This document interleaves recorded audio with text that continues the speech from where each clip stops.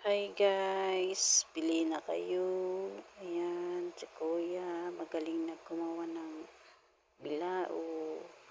Kung gusto nyo magpagawa ng bilao, ayan, puntahan nyo lang si Kuya dito sa sitio Nagbahalagayan.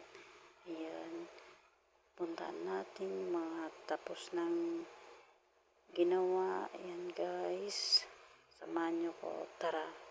Guys, tingnan natin yung mga natapos na. Ayan. May nagdala pala kami ng saging na matamis. Ayan guys.